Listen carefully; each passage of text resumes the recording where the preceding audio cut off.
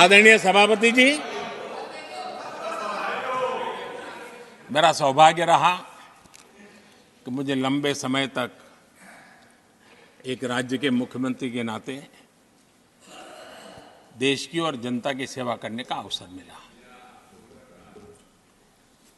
और इसलिए मैं रीजनल एस्पिरेशंस को बहुत भली भांति समझता हूँ, क्योंकि मैं उस प्रोसेस से निकला हूँ। जैसे हमारे यहाँ दिग्विजय जी, उनको भली भांति सहज समझ आता है कि एक राज्य के लिए क्या होता है। हम लोग उसी दुनिया से निकल करके आए हैं, तो हमें अनुभव है, पता है। शरद राव जी को है, तो ऐसे कुछ लोग हैं यहाँ जिनको ये सारी चीज़ों का पता है।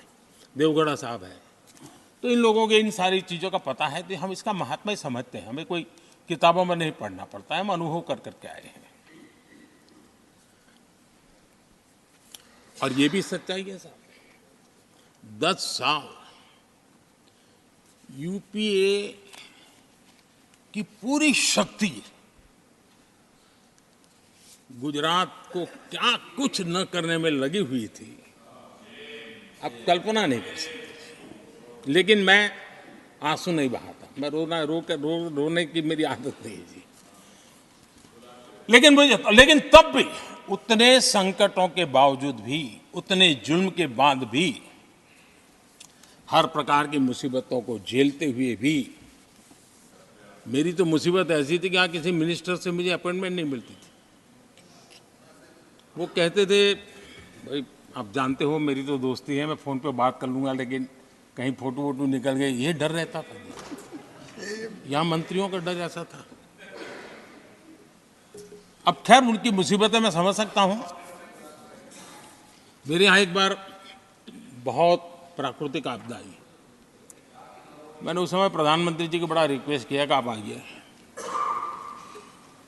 एक बार जरा देख लीजिए। उनका कार्यक्रम बना, फिर साहब एक एडवाइजरी कमेटी बनी थी ना, शायद वहाँ से हुक्म आया, तो कोई हेलीकॉप्टर से हवाई निरीक्षण करे वो तो मैं समझ सकता हूँ। साहब वो कार्यक्रम बदल करके साउथ में किस राज्य में गए तो मुझे याद नहीं रहा आज, और बोले हम हवाई जहाज से ऊपर से देख लेंगे, हम गुजरात में नहीं आएंगे। मैं सूरत पहुंचा हुआ था, वो आने वाले थे, मैं जानता हूँ आखिर में क्या हुआ होगा। तो आप कल्पना कर सकते हैं साहब, प्राकृतिक आपदा में भी मैंने ऐसी मुसीबतों को झेला है। लेकिन उसके बावजूद भी उस समय भी मेरा मंत्र था, आज भी मेरा मंत्र है कि देश के विकास के लिए राज्य का विकास, भारत के विकास के लिए गुजरात का विकास, और हम सबको इसी रास्ते पर चलना चाहिए। हम राज्यों का विकास से ही राष्ट्र का विकास कर पाएंगे। इस पे कोई विवाद नहीं हो सकता है, कोई विवाद नहीं हो सकता है। और मैं आपको विश्वास देता हूं सभापति जी, राज्य अगर एक कदम चलता है तो 2 कदम चलने की ताकत देने के लिए मैं तैयार हूं।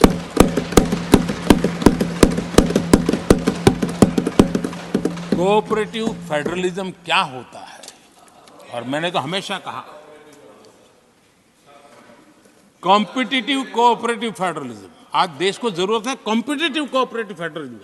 हमारे राज्यों के बीच में तंदुरुस्त स्पर्धा हो, ताकि हम तेजी से देश में आगे बढ़े। एक सकारात्मक सोच के साथ हमको चलने की जरूरत है। और मैं ये राज्य में था तब भी इसी विचारों को लेकर के काम करता था, इसलिए चुपचाप सहता भी था। आदरणीय सभापति जी, कोविड एक उदाहरण है। इतना बड़ा संकट आया दुनिया का, ऐसे संकट के समय राज्य के मुख्यमंत्रियों के साथ 20 बैठकें की। उस कालखंड में एक एक बात का विचार विमर्श करके साथ लेकर के, और सभी राज्यों का सहयोग, एक टीम बन करके केंद्र और राज्य ने काम किया। दुनिया जिस मुसीबत को झेल नहीं पाई, हम सब ने मिल करके, किसी एक को क्रेडिट मैं कभी नहीं दूंगा, सब ने मिल करके इस देश को बचाने के लिए जो हो सकता है, राज्यों को भी उसकी क्रेडिट लेने का पूरा अधिकार है। इस सोच में हमने काम किया।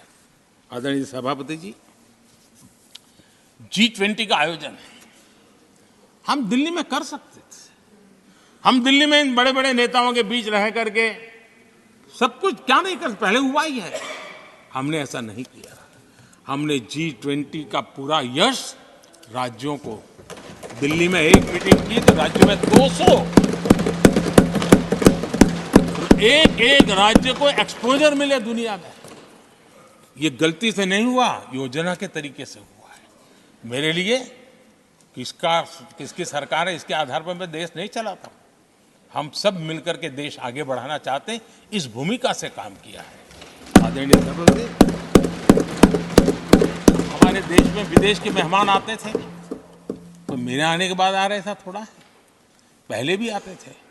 आज विदेशी मेहमान आते हैं तो मेरा आग्रह रहता है कि आपको एक दिन किसी राज्य में जाना चाहिए। मैं उनको लेते के जाता हूं राज्यों में, ताकि उनको पता चले कि मेरा देश यानी दिल्ली नहीं है, मेरा देश चेन्नई में भी है, मेरा देश बेंगलुरु में भी है, मेरा देश हैदराबाद में भी है, मेरा देश पुरी में भी है, भुवनेश्वर में भी है, मेरा देश कलकत्ता में भी है, मेरा देश गुवाहाटी में भी है।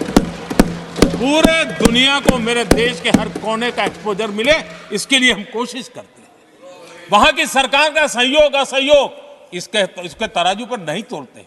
एक ईमानदारी से इस देश के भविष्य के लिए पूरे विश्व मेरे भारत को जाने, इसके लिए हम इस प्रयास करते हैं। और मैं अभी भी 26 जनवरी को इतना बड़ा काम रहता है, सबको मालूम है। उसके बाद भी मैं 25 तारीख को फ्रांस के राष्ट्रपति को राजस्थान की गलियों में घुमा रहा था। मैं दुनिया को पता चले कि मेरा राजस्थान ऐसा।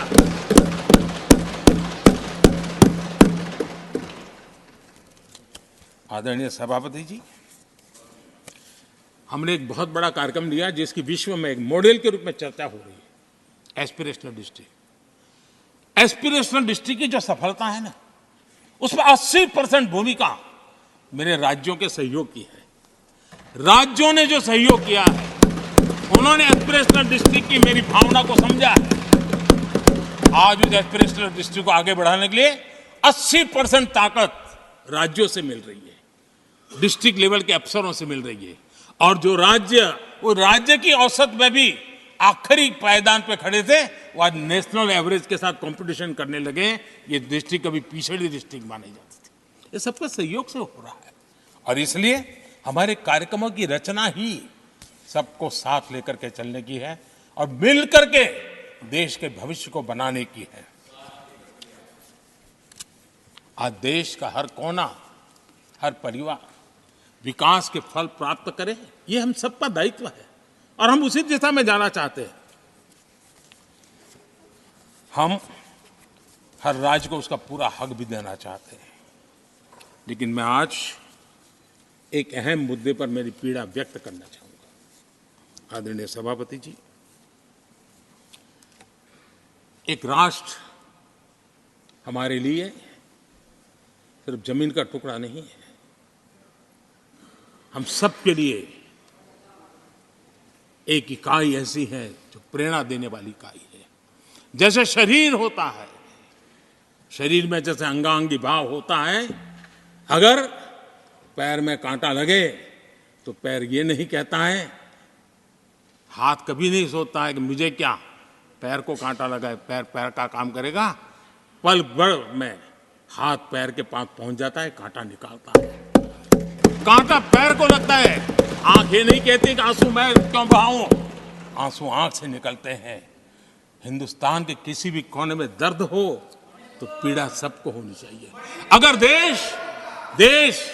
देश का एक कोना, अगर शरीर का एक अंग अगर काम नहीं करता है तो पूरा शरीर अपंग माना जाता है।